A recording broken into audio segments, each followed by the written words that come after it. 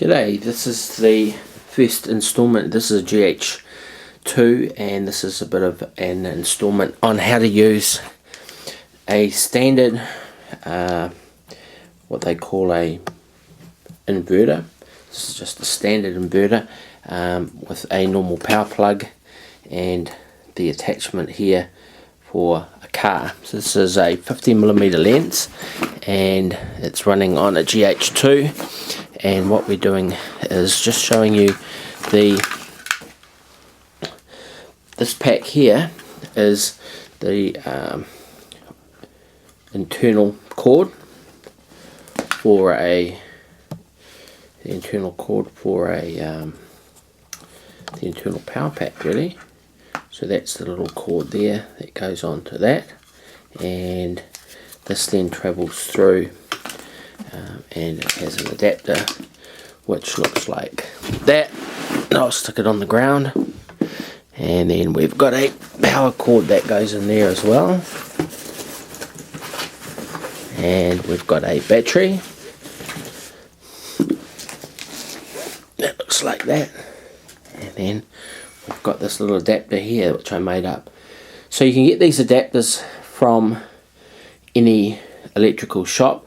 The middle one is positive. I've just got a black lead on it. It's a nice black lead, and then I've gone and stuck these nice looking attachment on it. So when you get the battery, which looks like this, you can then stick the black lead on to that side there, so it looks like that, and then this thing here then clips onto this side here, so that fits on there nicely. So then you have two of these attached, and the battery just sits like this on there. It's a lovely little 50mm lens on the GH2. It's a Panasonic with an adapter, so it's really a 100mm lens, and it's an f1.7, so that's why we get that nice tight cropping. So if I put it on the ground and then I zoom in on it, you'll get to see what it looks like there. So once you've got that, you can then put this thing in, plug it in. Okay, so that's a 12-volt power supply, just with those two things there connected. And then what happens next is we get our lead and we plug it into this box here. So if I just bring that over and just plug that in, you'll see that is what that looks like. Yeah, so that's the power lead plugged into the converter box, and at the end of this cable here is basically the battery which goes into the GH2. So go back over it again. We've got our normal battery and goes into an inverter, and then it comes out the power lead, and so when you plug that in, it then works. But we've got one little trick up our sleeves which will make this much more interesting. So that there is our battery tester. So what we're going to do is we're going to turn this to wavy volts, 500, and we're going to throw it down the throat of this thing here, watching out for the sparks, and tell us what the result is. So it's 210 volts, 212 alternating current running through that.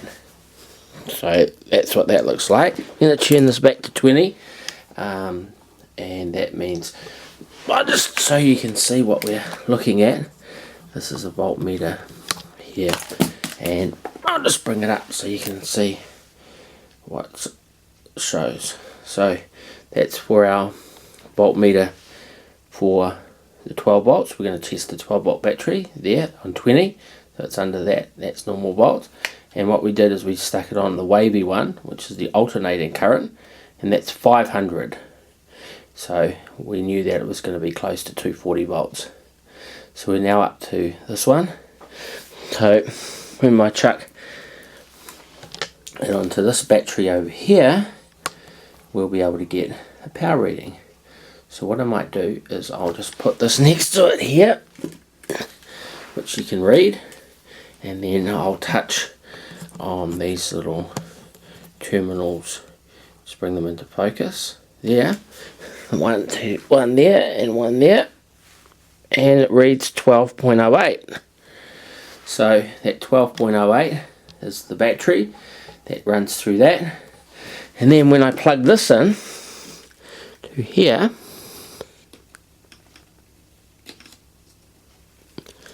right, so that's now plugged in. So that's plugged into that. As you can see, we'll be able to test the lead over here. So move our battery tester, and we need to have, it's 8.4, so what we're looking for is 8.4 volts. So we've got our little battery that we'll put across the pins, and I'll just focus in so you can see. And we'll just put them here and on there, and that gives us a reading which you can't quite see because it's off camera, but I'll just zoom it in for you. So what's that voltage read? 8.77 volts, which is just below the 9 and it's above the 8.4, so it's a nice tidy reading. Now that battery today, I ran it for a good 2.5 hours, and it was 12.8 volts, and it's fallen down to what did we say? I'll just check it again. It's fallen down to 12.3, so we've lost 0.5 of a volt in today's activities. But I just wired that up today because with the GH2, when it's recording, the GH2, if it's turned off by the mains, when it's doing a 3-hour recording, for example, it'll lose all of that footage for some unknown reason. So if there was a power cut today when I was doing the filming job, I didn't want to lose it. And the battery that I put in would last for 2 hours, but I didn't want a battery to go flat after 1.5 and lose all the footage as well. So that's why I put this battery here, and if you can just see on the top there, it's got 7 amp hours, so it's a 7 amp hour battery. And we do have other little connectors in here which we can plug in to this. So I'll just unplug that, and when I say unplug it, you haven't seen what I've just unplugged. So I just took the plug out of here from here, and what I can do is I can plug in the battery charger that's currently in this battery, in this GH2, and that battery through that will then charge. Now the other day I did a test with the amps running through it, and it uses about 0.35 amps just to run that, just to run the inverter. And when you put the battery charger on or plug this camera in, because I've run the camera through that lead, you actually get to have maybe 0.6, highest probably 0.9, or just under 1 amp. So that battery technically would last for 7 hours, but if it's running at half that speed, 14 hours. So it's a great little standby, and it fits in that my bag over here, which is my camera bag, and everything works out good. So in my little camera bag I just put these here, and that just goes in there, and I've also got my attachment which I stick in here as well for external, and I put my power lead in there.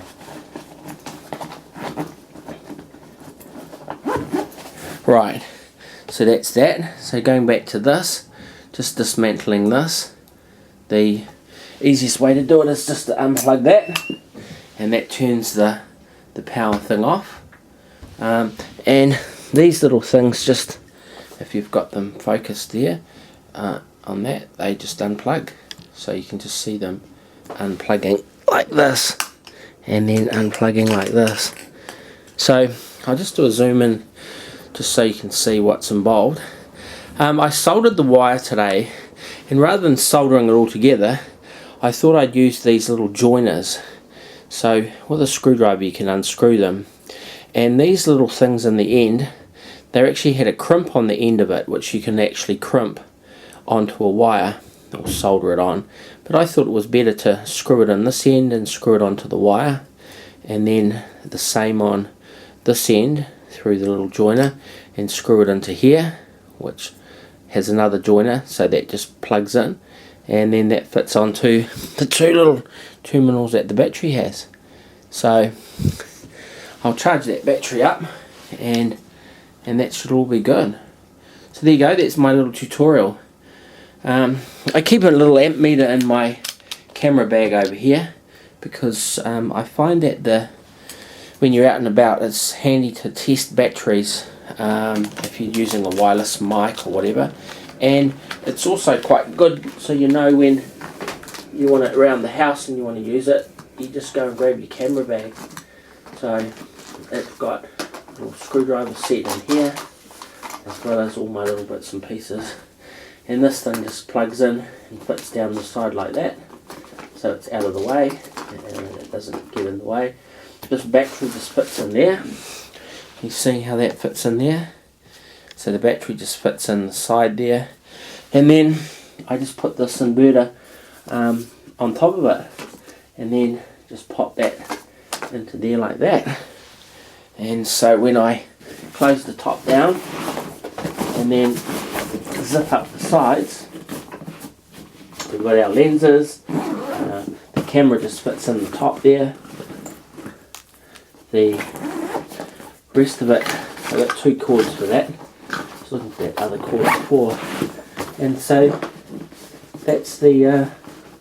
It's quite heavy when I say heavy, but just for transporting. But basically, I can go out on the road with this camera bag, and I can recharge my batteries on the road, and I can do everything I want. Change my lenses, carry my camera on my backpack, have my two arms free, and I'm available.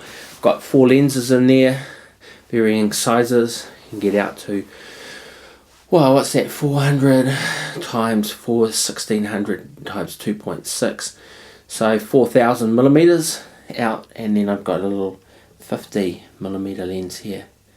So that's all good. And I just made this little video up just to show you how to make a battery pack up for the GH2, and I'm quite enjoying my GH2. The sensor and the way it films is still up with picture quality of the GH4 and the GH3, and it's better than the bigger sensor than the GH1, but the GH1 still does a good video, 1080p at 24 frames a second. So I'm enjoying my GH2, and as a vintage motorcycle guy, I quite like the idea of using a vintage mirrorless camera, which came out in October. So we're in September now, September, October. A couple more months it'll be 5 years old, and it's still able to pull with the latest ones coming out.